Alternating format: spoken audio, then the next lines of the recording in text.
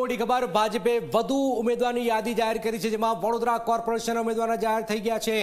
19 વોર્ડના 76 ઉમેદવારોના નામ જાહેર કરી દેવાયા છે, જેમાં પિંકી સોની અને શીતલ મિસ્ત્રીને ટિકિટ કપાઈ ચૂકી છે। જે આ એક મોટી ખબર, મેયર સ્ટેન્ડિંગ જે ચેરમેન છે આ બંનેને કાપી નાખવામાં આવ્યા છે, બંનેના નામ અહીંયાથી હટાવાયા છે। એક મોટી ખબર, ભાજપે વધુ ઉમેદવારની યાદી જાહેર કરી છે, જેમાં સૌથી મોટી ખબર, મેયર સ્ટેન્ડિંગ ચેરમેન બંનેને કાપવામાં આવ્યા છે। રવિ અમારી સાથે જોડે। રવિ, આ બંનેના નામ કપાવા એનો મેસેજ શું છે? શું મેસેજ આપવા માંગી રહી છે ભાજપ? રવિ,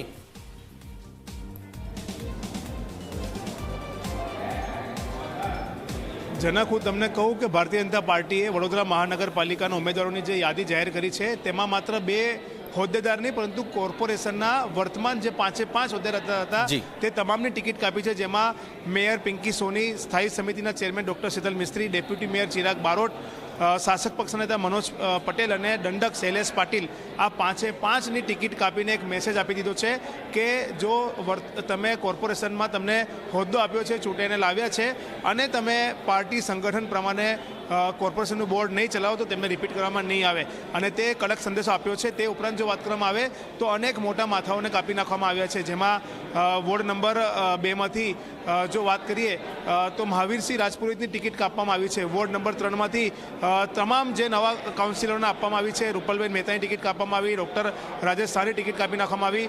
વોર્ડ નંબર 4માંથી અજીત દધીચને રિપીટ કરવામાં આવ્યા છે અને વિનોદ ભરવાડની ટિકિટ કાપી નાખવામાં આવી છે। તેવી રીતના વોર્ડ નંબર 5માં તેજલબેન વ્યાસ, જે ધારાસભ્ય અને મંત્રી મનીષાબેન વકીલના ખૂબ માનીતા માનવામાં આવે છે, તેમને ફરી એક વખત રિપીટ કરવામાં આવે છે। વોર્ડ નંબર 6માંથી હેમિસા ઠક્કરની ટિકિટ કાપવામાં આવી છે।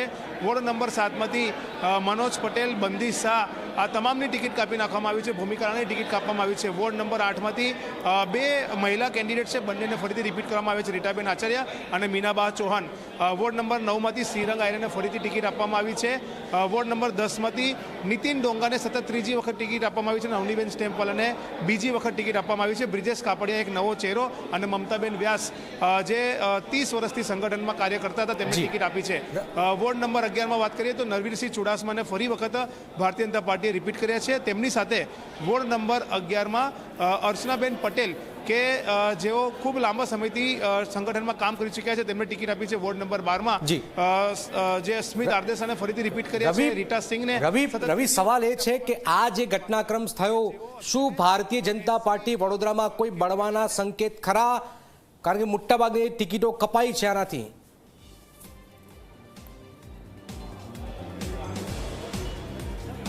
બિલકુલ જનક, વાત કરવામાં આવે તો વડોદરા શહેરમાં જે આ ટિકિટો આપવામાં આવી છે તેના આધારે હવે જ્યારે આવતીકાલે ફોર્મ ભરાશે ત્યારે બળવાના સંકેત જે છે તે ચોક્કસથી જોવા મળી શકે છે। કેટલાક લોકોએ ટિકિટ માંગીથી નથી આપી, જેમાં વોર્ડ નંબર 10ની વાત કરીએ તો ભાયલી વિસ્તારમાંથી ટિકિટ આપવામાં નથી આવી, એટલે ભાયલી વિસ્તારમાં ખૂબ મોટા બળવાના સંકેતો અત્યારે દેખાવામાં મળી રહ્યા છે। વોર્ડ નંબર જો વાત કરીએ તો 2 નંબરમાં પણ મહાવીરસિંહ રાજપુરોહિત, જેઓ ખૂબ અંગત સાંસદના માનવામાં આવે છે, તેમની ટિકિટ કાપી છે, પણ તેઓ બળવો નહીં કરે, તેઓ પાર્ટીની લાઇન સાથે રહેશે અને ક્યાંક ને કહી શકાય કે તેમને કોઈક બીજી જવાબદારી પાર્ટી આપી શકે છે। પરંતુ જે આખા કેન્ડિડેટ્સ જે ડિક્લેર કરવામાં આવ્યા છે તેમાં સૌથી મોટા નામ છે જે પૂર્વ મંત્રી અને પૂર્વ ધારાસભ્ય જીતેન્દ્ર સુખડિયા, તેમના પુત્ર હિરેન સુખડિયાને પાર્ટીએ વોર્ડ નંબર 17માંથી ટિકિટ આપી છે। સમીર વાઘેલા, જેઓ મેયર કેન્ડિડેટ છે, તેમને વોર્ડ નંબર 12માંથી ટિકિટ આપવામાં આવી છે।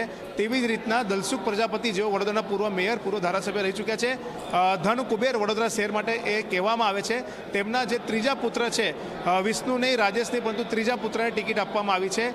સાથે જ જો વાત કરવામાં આવે તો વોર્ડ નંબર 14માંથી સૌથી મોટું જે કાપી નાખવામાં આવી છે ટિકિટ, 4 કેન્ડિડેટને અને તમામ 4 નવા કેન્ડિડેટ આપ્યા છે। સચિન પાટડિયાની ટિકિટ કાપી નાખવામાં આવી છે, જે RSSનો ચહેરો છે, ખૂબ મોટું નામ છે અને ગૌ રક્ષા સેવા સમિતિ ચલાવે છે, તેમની પણ ટિકિટ કાપી નાખવામાં આવી। વોર્ડ નંબર 15માં શૈલેષ મહેતા, જે ધારાસભ્ય છે ડભોઈના, પરંતુ તેઓ વોર્ડ નંબર 15 વિસ્તારમાં રહે છે, તેમની છાપ આ ઉમેદવારોમાં જોવા મળી રહી છે અને તેમના કહેવાથી જે અજય રબારી છે તેને ટિકિટ આપવામાં આવી છે। વોર્ડ નંબર 16 જે ભત્તુભાઈ ચંદ્રકાંત શ્રીવાસ્તવ કોંગ્રેસમાંથી લડી રહ્યા છે તેમની સામે નવા જ 4 ઉમેદવાર ભારતીય જનતા પાર્ટીએ ઉતાર્યા છે અને 17, 18 અને 19માં જે સમીકરણો હતા તે ઉમેદવારો ઉતર્યા છે. પરંતુ અલ્પેશ લિંબાચાની જે વાત હતી કે અલ્પેશ લિંબાચાને 15, 17 અથવા 19 નંબરમાંથી ભાજપ લડી શકે છે તેના પણ પૂર્ણવરમ મુકાઈ ગયું છે. અલ્પેશ લિંબાચાની ટિકિટ પણ આ વખતે કાપવામાં બિલકુલ આ ભાજપે એક મોટો મેસેજ આપી દીધો છે કે અમે બધું જ કરી શકીએ છીએ. રવિ, આપનો આભાર. પણ એક વાત સુખડિયાના પુત્રની ટિકિટ અપાઈ છે કે ભાજપ જે પરિવારવાદની જે વાત કરતું હોય છે એ ખાલી વાતો પૂરતી છે. અહીંયા એક પિતા જે પૂર્વ ધારાસભ્ય હતા એમના દીકરાને ટિકિટ આપવામાં આવી છે. નંબર 1 તો પરિવારવાદની વાત અહીંયા દૂર દૂર સુધી કોઈ લેવા દેવા છે નહીં. નંબર 2 સૌથી મોટી ખબર, મેયર, સ્ટેન્ડિંગ કમિટી ચેરમેન અને જેટલા પણ હોદ્દેદારો હતા તમામના પત્તા કપાયા છે.